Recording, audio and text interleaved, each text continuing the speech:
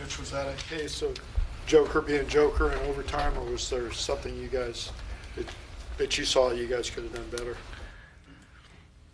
I thought there was a couple times throughout the game we were a little indecisive. I mean, it's always Joker being Joker, but I think when you get in between or aren't aggressive to at least force his hand at something, then you are just at his mercy when you give him multiple options or, things to choose off the menu. But yeah, for the most part, I think we still, again, made him work pretty hard. I was probably more disappointed tonight in our offense, especially in the fourth quarter. I just felt like we got a little stagnant in mud. What specifically slowed down offensively? I mean, I know you mentioned that you got stagnant, but was there anything else that was going on that kind of forced it in that direction? When they were switching tonight and last night, our best possessions in general, I would say, but were when we got off the ball quick and we played out of second side closeouts and rotations. I think sometimes when we were trying to force certain mismatches or perceived mismatches or certain defenders or people with the basketball, we got to over dribbling a little bit, and that's where we got stagnant, allowed them to load up to the ball or show crowds where they wanted to, and then you're playing against late clock, and it just makes it really hard. I thought when we got off the ball early, the ball found people on the second side, whether they had shots or closeouts, and then you just play off that.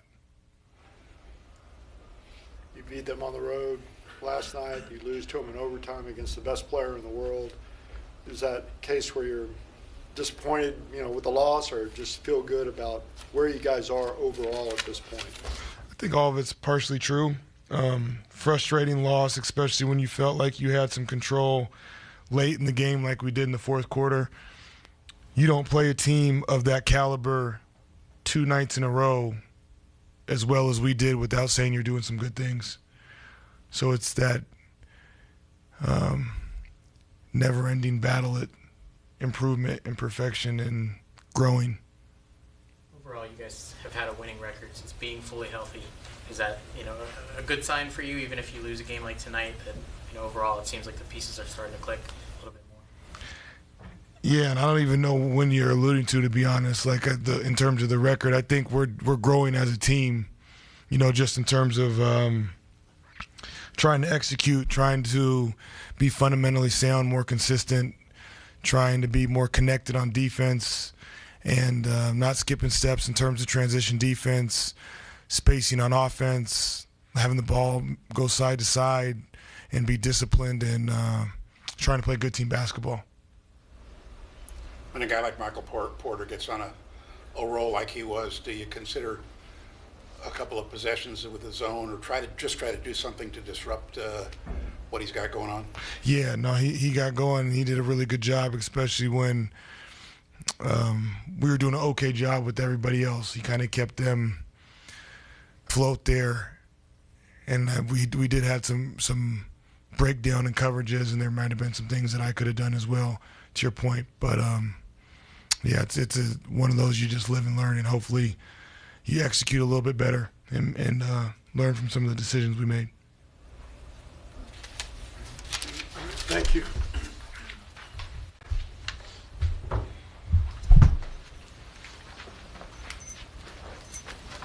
Always hard when you play well and lose. Is that where you're at right now? Just had a heck of a game.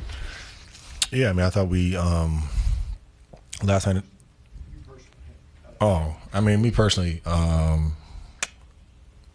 it's tough. Obviously, you got to make shots. You got to make layups. In overtime, miss those 2 layups, which would have definitely helped us. But just overall, I think defensively, I think that's where it's at. And I thought tonight I could have been better. Obviously, when you're playing a good player like Jokic, he's going to find teammates. He's going to create some difficult matchups. But thought we could have done a better job. I could have done a better job at kind of just limiting some of those other guys. What happened sort of down the stretch of the game and then in overtime where, especially I guess on the offensive end, things fell apart a little bit?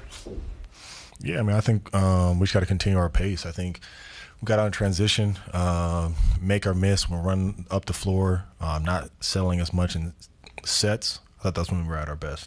And I think that, to their credit, I think they slowed us down. I think they took us out of a little bit of our flow, and I think that's when our offense got bogged down. What you make of the way that Victor played against Jokic both yesterday and tonight, just kind of sticking with him, giving him a hard time? Yeah, I mean, I think, Victor's been, phenomenal all season. I think he, rose to the occasion, obviously playing against multi-time MVP, in Jokic, and, last night, tonight, doing it on both ends of the floor. He's been amazing. To beat Denver and then force overtime when he's playing overtime game against them. Talk about that development for that team, playing against one of the top teams in the NBA.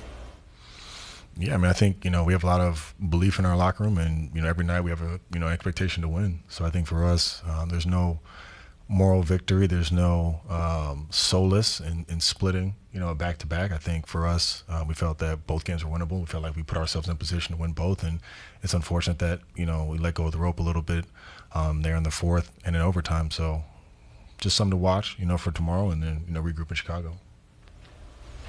Bad timing with a feature type question on a night like this, but you and Julian are on the stationary bike so much when you're not in the game.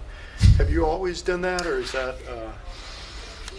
what do you get out of it? Obviously, staying warm and yeah, you caught me off guard with that one. So that started during the right after the bubble. Obviously, when there was no fans in the arenas, there was a lot of space between chairs during the games, and back then you could check out of a game. A trainer or somebody could come work on you on the bench. You could stretch. It could be on an RX pad. There wasn't really any regulation of what was going on there, so you could always stay loose. Then when we brought fans back, I forgot how close the seats were on the bench. Right, it wasn't quite as much space. So the biggest thing I try to do on the bike is just to stay loose. You never know. Obviously, with our team, we have a lot of depth. Different guys may get it going, whether it's Keldon, Julian, Jeremy, Devin, whoever. So in those moments where your rotation is different or things like that, you want to just stay loose, make sure you're ready to go when you check back in. you just try to stay zero focused on the action on the court, or does it get kind of busy with all the distractions? No, unfortunately, I've been doing it for a few years now, so it's pretty easy to block out everything but the game. But I think the biggest thing is keeping that pace. We talk about starting games. We talk about our second unit coming in, keeping that same energy. Guys just being ready when they check in. So to each their own in terms of what they need to do that. But for me, I always try to just stay on the bike, and make sure I'm loose, make sure I'm ready to go, because you could check back in, get a wide open catch and shoot three, or be in transition or whatever it may be. So just want to stay ready. And another 4-game roader coming up here. What's the approach? Same as the Christmas trip? Hopefully a little bit better than the Christmas trip. I think for us, like I said, we have an expectation, to go in and win every single game. I think it's just putting together that 48 minutes, not being surprised when it's a close game at the end, and just knowing that it just comes down to a few possessions. Last night we were able to get those few possessions and win the game. Tonight we let a few of those possessions go, but that's going to be our reality, especially with the teams that we're playing, whether it's on the road or at home, for us to just take that next step. Looks like Trey's finally 100% after the ankle and shoulder injuries. What have you seen from him lately? Trey's been great. I think just his ability to, pick up the other team's point guard, apply pressure. I think offensively, another, ball handler who's able to get to the paint. He's able to find guys, just coming up with steals, extra plays for us. He's been great in that regard. Thanks, Harrison. Thanks, Thank you, guys. Harrison. Appreciate you.